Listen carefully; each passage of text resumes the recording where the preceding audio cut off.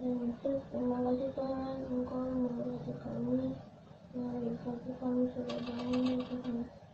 Berkati ya Tuhan yang segala kami sudah bangun dari hidup kami Tuhan.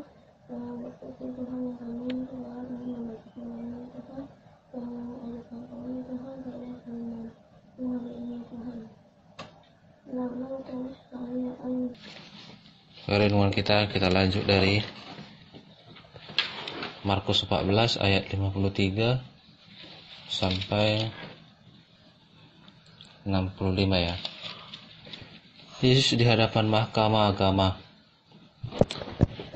Kemudian Yesus dibawa menghadap imam besar, lalu semua imam kepala, tua-tua dan ahli Taurat berkumpul di situ.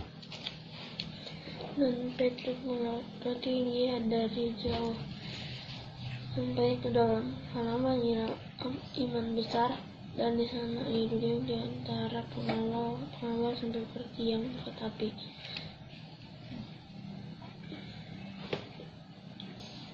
Imam kepala seluruh mahkamah agama mencari kesaksian terhadap Yesus supaya ia dapat dihukum mati, tetapi mereka tidak memperolehnya.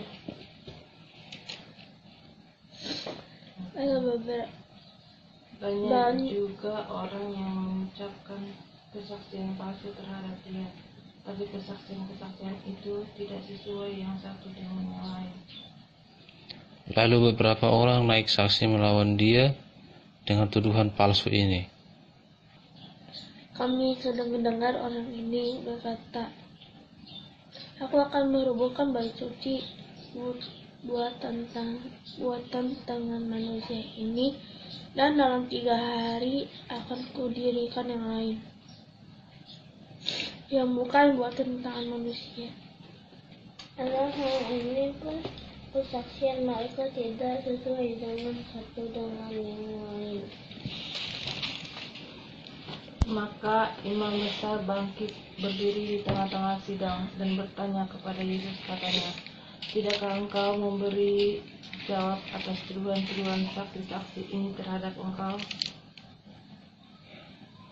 Tetapi ia tetap diam dan tidak menjawab apa-apa. Imam besar itu bertanya kepadanya sekali lagi, katanya, "Apakah engkau Mesias, anak dari yang terpuji?" Ya Yesus, akulah dia, dan kamu akan melihat manusia di sebelah kanan yang Maha Kuasa, dan datang di tengah awan-awan di langit.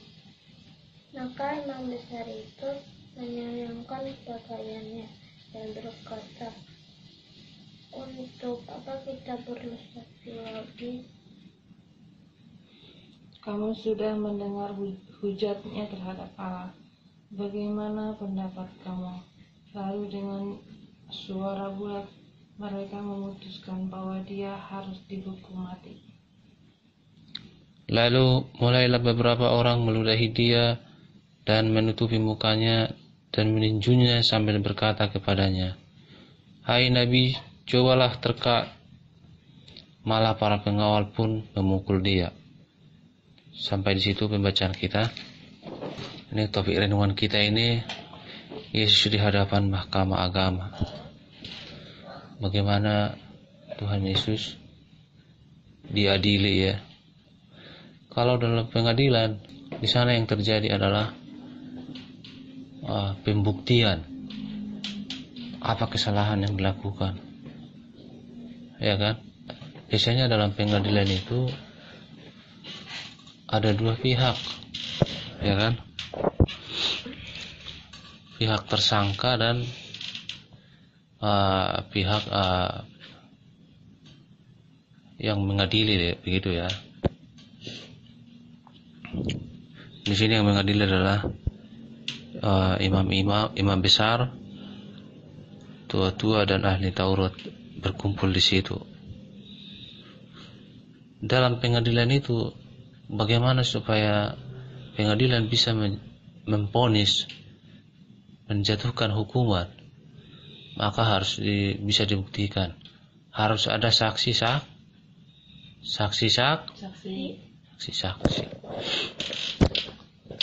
Begitu juga dengan kita. Setiap orang akan dihakimi ya. Tidak seorang pun yang lolos dari penghakiman Allah. Kalau di dunia ini ada nggak orang yang berbuat kejahatan tapi lolos dari penghakiman? Ada nggak di dunia ini? Bisa, karena banyak duit, bisa disogok, ya kan? Atau juga bisa melarikan diri, bersembunyi kemanapun yang dia inginkan. Tetapi kalau di hadapan Tuhan, kita tidak bisa melarikan diri. Bagaimana Nabi Yohanes berkata kepada bangsa Israel pada waktu itu, jangan kamu menyangka bahwa kamu dapat menyelamatkan diri dari murka yang akan datang. Artinya apa? Bahwa akan ada pengadilan Tuhan.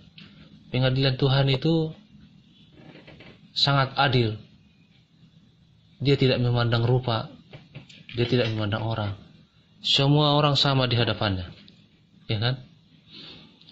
Jadi di sini kita melihat bagaimana mereka berusaha untuk mencari kesaksian yang bisa supaya Yesus dapat dihukum. Kita sudah pelajari kemarin pagi bagaimana seorang Yudas mengkhianati Yesus, menyerahkan dia. Adapun tujuan dia sebenarnya supaya Yesus bukan untuk dihukum mati. Makanya dikatakan di dalam ayat, orang yang kucium itulah dia, tangkaplah dia dan bawalah dia dengan selamat, itu ya. Ayat 44. Nah, itu kan.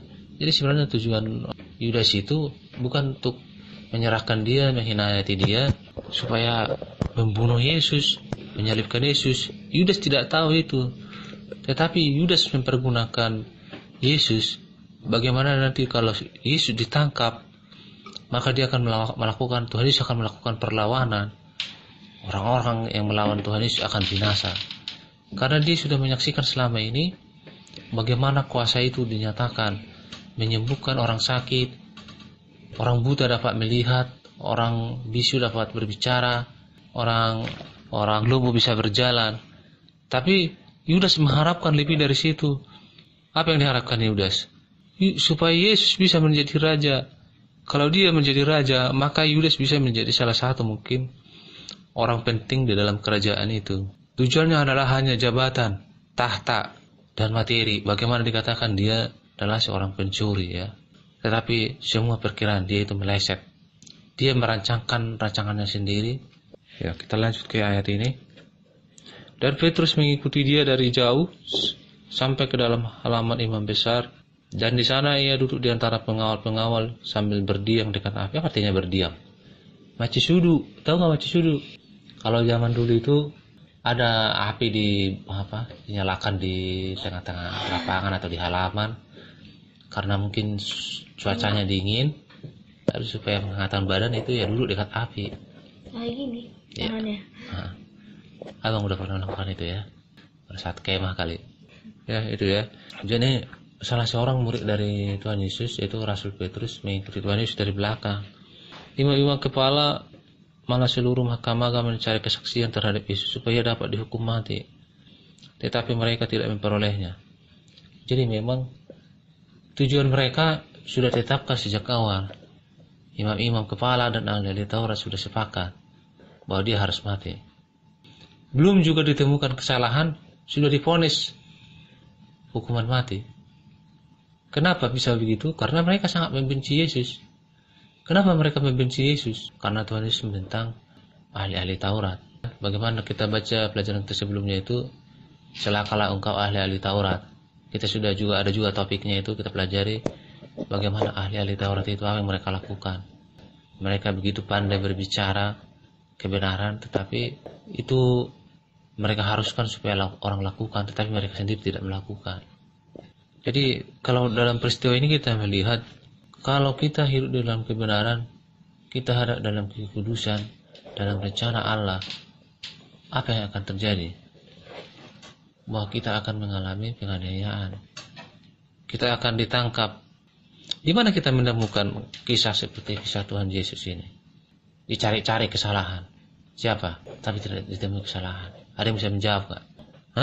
Yohanes kan memang tidak ditemukan kesalahan, dicari-cari kesalahannya kan. Itu kan karena undian itu. Tapi kalau kita tahu Daniel enggak? Daniel dan kawan-kawan dicari-cari kesalahan kan. Ada nggak kesalahan yang mereka temui? Nggak ada. Kesalahan mereka apa? Mereka menyembah Tuhan. Itulah kesalahan mereka.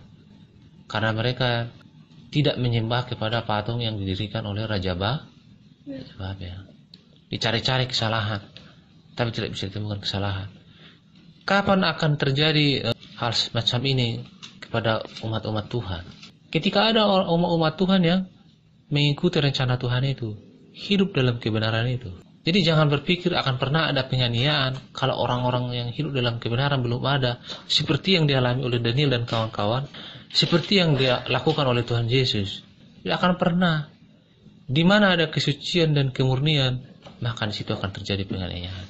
Kalau kita mempelajari kitab Wahyu, gereja mana yang yang memiliki kasih mula-mula itu? Siapa? Gereja Efesus. Tetapi ketika di gereja Efesus mereka mula-mula sungguh-sungguh, akhirnya mereka mengalami penganiayaan, berpindah jadi di jemaat di Tiatira namanya ya. Tiatira yang mengalami penganiayaan. Jadi Tiatira itu apa mas? Saya lupa.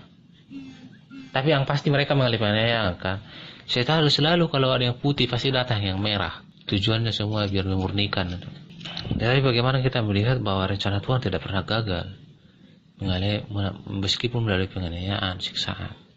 Di sini mereka membuat tuduhan-tuduhan palsu, mencari orang sebanyak mungkin yang bisa memberatkan Tuhan Yesus supaya dia bisa dihukum mati.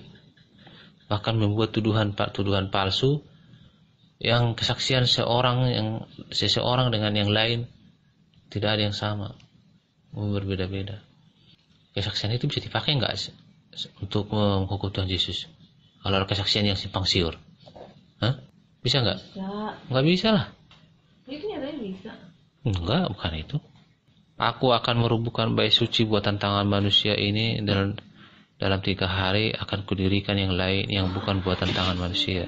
Ini adalah tuduhan palsu. Padahal tuduhan maksud Tuhan Yesus adalah bahwa dirinya adalah. Jadi mereka tidak memahami apa yang dikatakan oleh Tuhan Yesus pada waktu itu. Mereka membuat tuduhan palsu, tuduhan yang tidak benar. Dikatakan ayat 59 dalam hal ini pun kesaksian mereka tidak sesuai yang satu dengan yang lain. Maka imam besar bangkit berdiri di tengah-tengah sidang dan bertanya kepada Yesus, katanya, tidakkah engkau memberi jawab atas tuduhan-tuduhan saksi-saksi ini terhadap engkau? Tetapi apa yang terjadi? Ia tetap diam dan tidak menjawab apa-apa. Jadi segala sesuatu yang dipertanyakan kepada Tuhan Yesus, pertanyaan yang sia-sia, Tuhan Yesus tidak pernah menjawab ya. Iya kan? Kita sudah pernah mempelajari itu kan. Seseorang yang tujuannya menghina Yesus, merendahkan Yesus, Tuhan Yesus tidak pernah memberi jawab. Kita ingat bagaimana waktu di kayu salib, yang sebelah kirinya apa yang dia katakan? Menghina dan merendahkan Tuhan Yesus. Yang di sebelah kiri Tuhan Yesus menjawab, diberikan jawaban oleh Tuhan Yesus enggak? Di sebelah kanan jawabnya apa? Hari ini juga engkau berada dengan aku, bersama-sama dengan aku di Firdaus ya. Ini artinya apa? Semua pertanyaan yang merendahkan Tuhan sudah pernah menjawab. Tetapi dikatakan selanjutnya, imam besar itu bertanya kepadanya sekali lagi, katanya, apakah engkau Mesias, anak dari yang terpuji? Jawab Yesus, akulah dia, dan kamu akan melihat manusia di sebelah kanan yang maha kuasa dan di tengah-tengah awan-awan di langit. Nah ini dia menyatakan dirinya secara jelas ya, langsung kepada pimpinan agama, pengadilan agama pada waktu itu. Jadi terus dikatakan, maka imam besar itu mengoyakkan pakaiannya dan berkata, untuk apa kita perlu saksi lagi? Kamu sudah mendengar hujatnya terhadap Allah. Jadi Tuhan Yesus mengaku dirinya sama dengan Allah. Seorang yang mengaku dirinya sama dengan Allah, itu artinya menghujat Allah. Kita sudah mempelajari kemarin kan, dosa menghujat Tuhan itu apakah ada keselamatan? Tidak ada.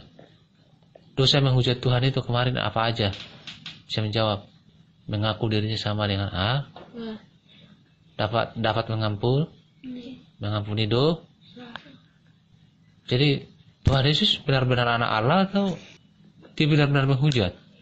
Dia benar-benar anak Allah. Tetapi bangsa Israel pada waktu itu tidak menerima itu ya.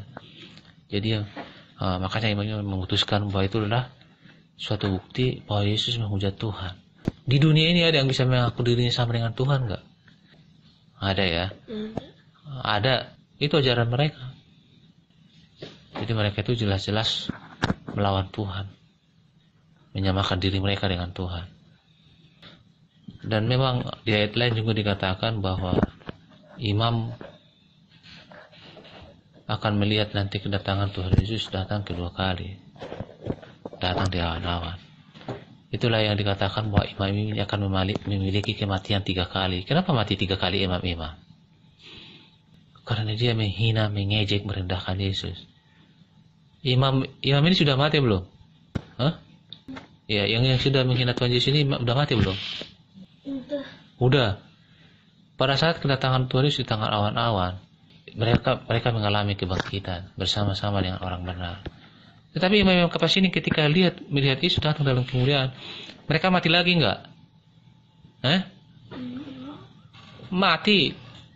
Karena dunia ini dipenjara, iblis dipenjara di dunia apa ini. Setelah orang percaya naik ke surga, orang-orang yang tinggal di dunia ini saling membunuh. Apalagi orang-orang yang telah menyesatkan mereka. Saling membunuh. Akhirnya orang-orang mati pada semua karena saling membunuh. Kemudian setelah selesai masa 1000 tahun itu, Yerusalem baru itu akan turun dari surga. Dan setelah itu, orang-orang jahat akan dibangkitkan dan setan akan ditangkap dan dihukum di neraka. Itulah kematian yang ketiga buat mereka. Jadi ada orang mati 3 kali. Makanya kemarin Bapak ada pelajaran itu sama Uda. Orang benar akan mengalami kematian maksimal 2 kali. Dan minimal 1 kali. Tetapi orang jahat akan mengalami kematian maksimal 3 kali dan minimal 2 kali. Ngerti nggak yang Bapak maksud ini? Lazarus sudah mati belum? Dia pernah mati dan dibangkitkan kan? Ya itu mati pertama. Sekarang dia udah mati kan? Dia mati 2 kali. Jadi nggak semua orang, minimal 1 kali. Banyak orang, ada beberapa orang yang mati 2 kali. Bagaimana seperti anaknya seorang janda di Sarpat itu kan mengalami mati 2 kali toh. Kemudian dibangkitkan oleh Tuhan melalui nabinya Elia. Kemudian mati lagi. Bagaimana dengan putri Jairus? Ya, jadi itu. Yang lainnya, ya kalau kita juga mati, kita mengalami mati sekali kalau kita hidup dalam kebenaran firman Tuhan. Udah paham kalian? Jadi yang 2 kali, ada yang 3 kali. Kalau 3 kali itu tadi jelas-jelas Imam Kayafas. Tapi kalau yang mati 2 kali siapa? Yang orang-orang berdosa, yang tidak mengejek Tuhan Yesus, itu mati 2 kali. Karena kedatangan Tuhan Yesus 2 kali, mereka tidak dibangkitkan. Maka imam besar itu mengoyakkan pakaiannya dan berkata, untuk apa kita perlu saksi lagi? Kamu sudah mendengar hujatnya terhadap Allah. Bagaimana pendapat kamu? Lalu dengan suara bulat mereka memutuskan bahwa dia harus dihukum mati. Lalu mulailah beberapa orang meludahi dia dan menutupi mukanya dan menunjuknya sambil berkata kepadanya, hai Nabi, cobalah terka. Malah para pengawal pun memukul dia.